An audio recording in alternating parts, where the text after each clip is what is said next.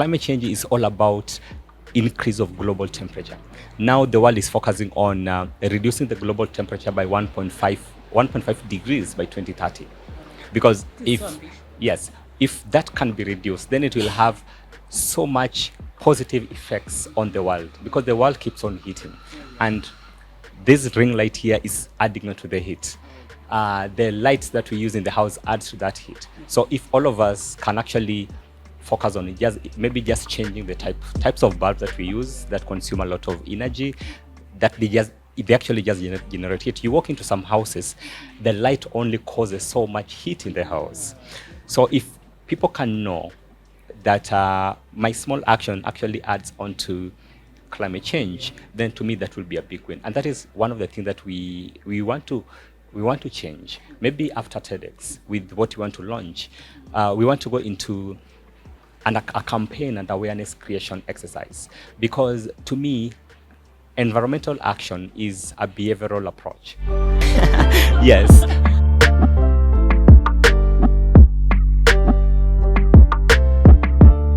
Hi guys, I am Martina Wasal and this is the Loud Voice Podcast Season 2. We're in Season 2 finally, and we have shifted a little bit from what we're used to, which is arts and artists and content creators and all that, to, let me call it, a more serious topic. So Season 2 of the Loud Voice Podcast is all about climate justice, climate change, the global warming and all that. I know we as young people don't have information at our fingertips on what all this is, yet we hear about them every single day. Everywhere you go as a young person, or no matter who you are, you have to hear something about climate change and the need for us to act on it, and the need for us to change our lifestyles, and the 2 degrees Celsius thing. And I'm hoping that this Season 2 of the Loud Voice Podcast is going to be able to debunk all these things and just bring meaning in a way that is palatable for young people.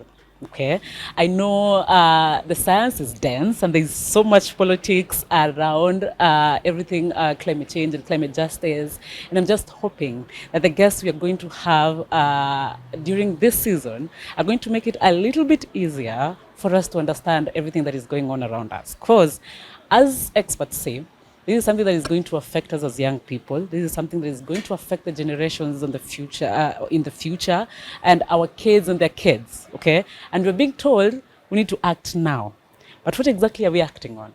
Okay, so this is why the Loud Voice Podcast has taken this initiative to actually bring people that are able to let us know what all this is, and then we can act from there. Right?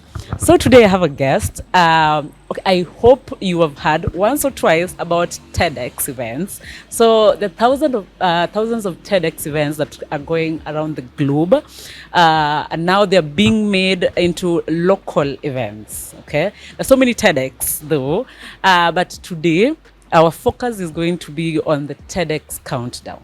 Okay, and with me is a guest that is one of the organizers for TEDx.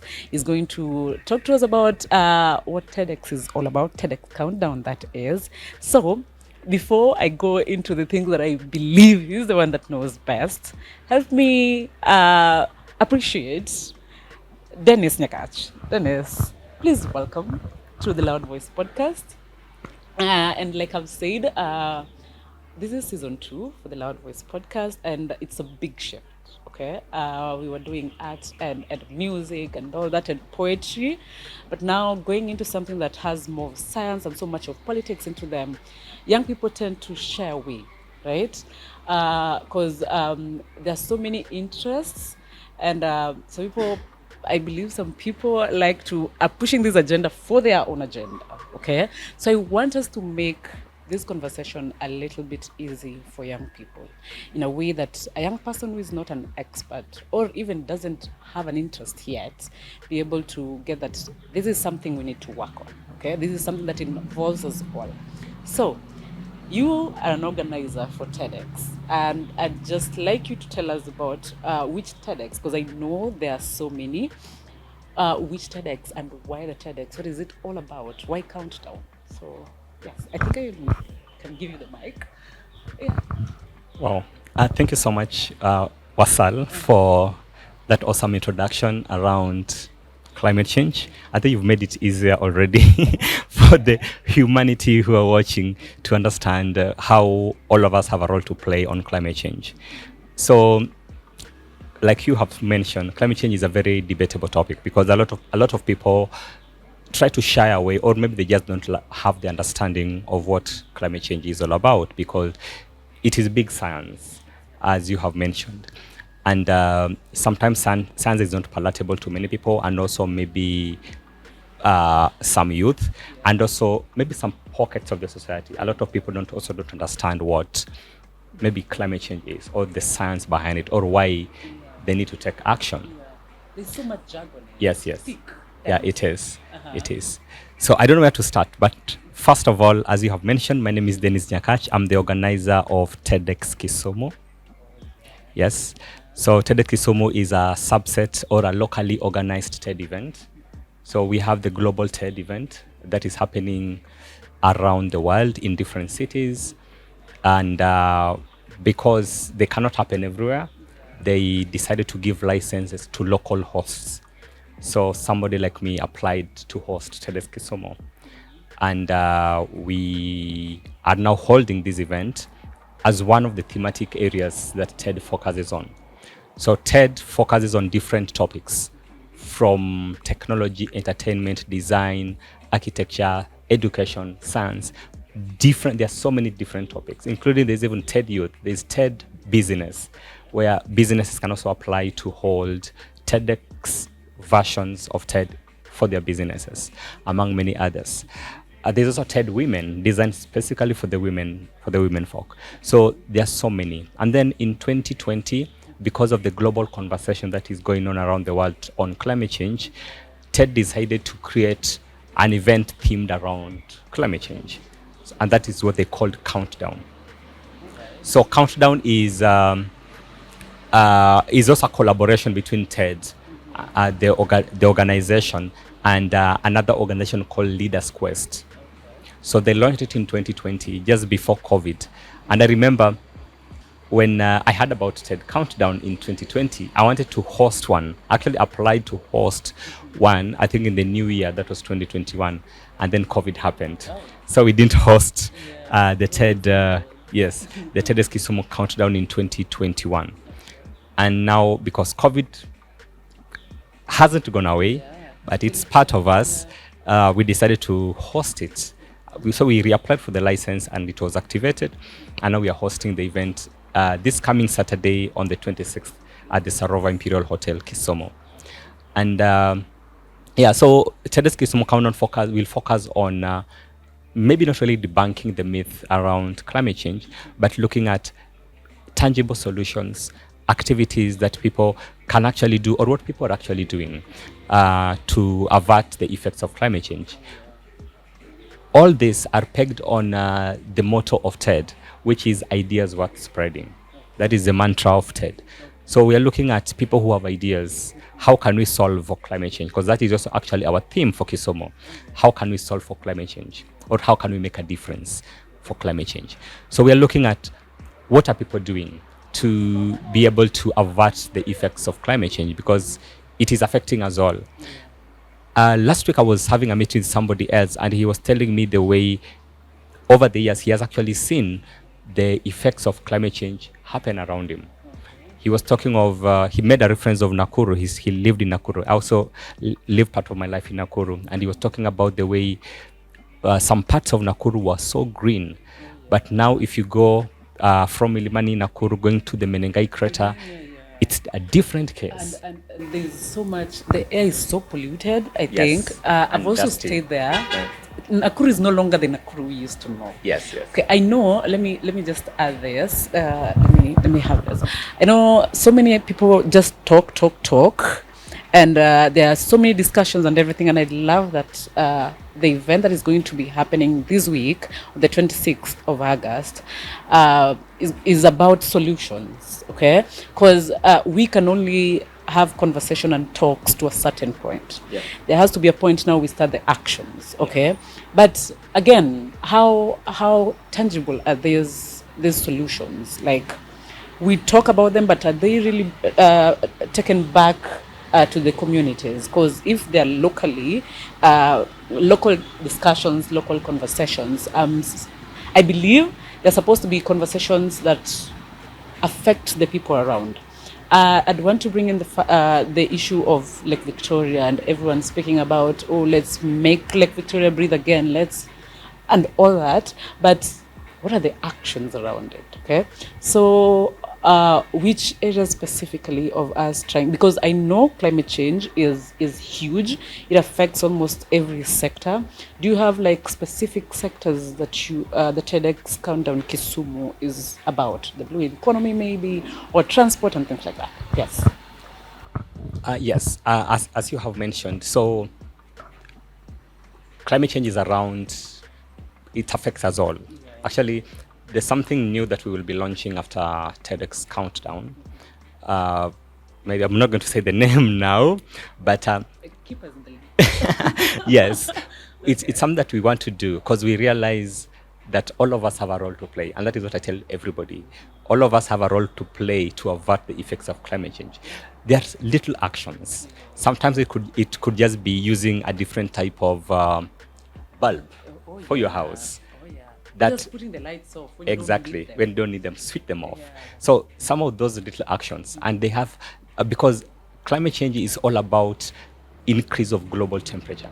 Now the world is focusing on reducing the global temperature by 1.5 degrees by 2030, because This is if so ambitious. yes, if that can be reduced, then it will have so much positive effects on the world, because the world keeps on heating, and this ring light here is adding on to the heat. The lights that we use in the house add to that heat. So if all of us can actually focus on it, just changing the types of bulbs that we use that consume a lot of energy, that they actually just generate heat. You walk into some houses, the light only causes so much heat in the house. So if people can know that my small action actually adds on to climate change, then to me that will be a big win. And that is one of the things that we want to change. Maybe after TEDx, with what we want to launch, we want to go into a campaign and awareness creation exercise, because to me, environmental action is a behavioral approach. I've been in situations where I see people not taking care of the environments. And like they also mentioned, maybe because of economic situations that most of us are in, they really don't care about the environment. Like a hungry man will cut the last tree Exactly. to feed his family, Exactly. because food will come first. They will not think around what will this tree to do to me. And I've seen videos, I've seen memes online around somebody busy cutting down trees, and he's complaining, Why is it so why is it so hot nowadays? It wasn't used to be like hot? this a long time ago. Yeah. But because we continuously cut, unaware that these actions are the ones that are leading to the heat in the environment, then to me that will be a big win. So to me, it starts from awareness. People need to be aware or conscious of the environment. People need to be conscious of their actions. For these small actions is what is going to bring the difference. And come back to your question around the theme or the topics of discussion in the TEDx conversation. We have cross-cutting sectors and industries that are being represented in the talks from these 13 speakers that we are having. We have people who focus on recycling.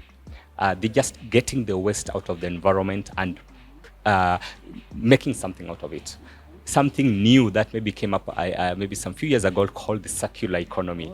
So it's produced, it is reused, it is recycled, so it is circular. So we have people in the circular economy who are looking at the wastes that are in the environment, and then they make them into other products, into fences.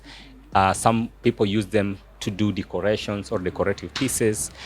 We have people in the education sector, again, who are looking at environmental action. You also need to start from a young age, because if you don't teach the children, incorporating it into our curriculum. exactly, yeah. So we have speakers who are also going to look at that. How can we start inculcating environmental knowledge and awareness among the young people? We have people in the health sector as well, who are looking at the health effects of climate change, because And actually attended. I actually attended a seminar, maybe some 3 weeks ago, and then they were talking about the cross-cutting uh, sectors around health, gender, and climate change. It was so Okay. interesting. It was Uh-huh. so eye-opening, and it makes you realize how even just climate change affects health Yeah. because of this heat Yeah. is just Like right crazy. now, it affects. I think it affects everything because seeing stories maybe on CNN or just our media, I think I'm fine, and just our media, and seeing people maybe okay, maybe we feel it like it's so far from us Yeah. because I watch stories every day of people in the northeastern part of Kenya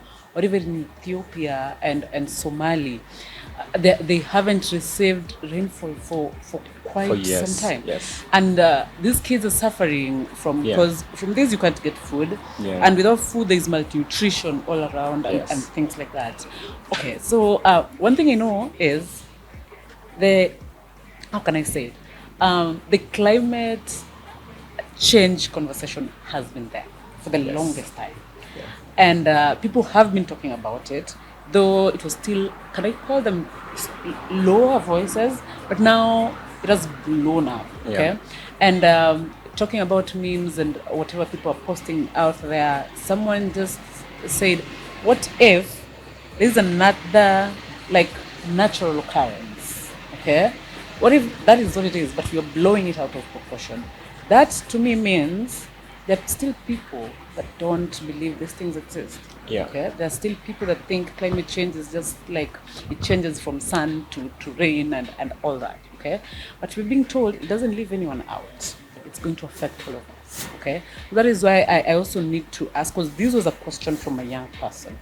How is maybe you as TEDx organizers talking about ways to help mitigate climate change?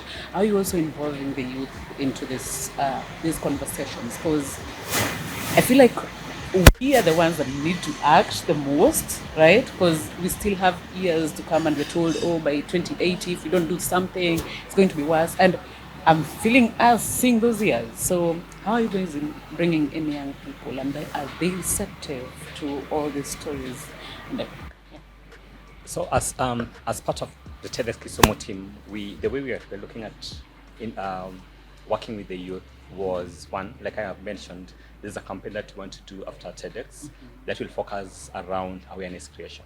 So we want to create more awareness around climate change and its impacts to the environment and even to them as people. One other thing that we were actually introducing it in the TED event happening, though we are like in a way taking a back seat with it, but we will continue with it even after TEDx. It won't happen right now.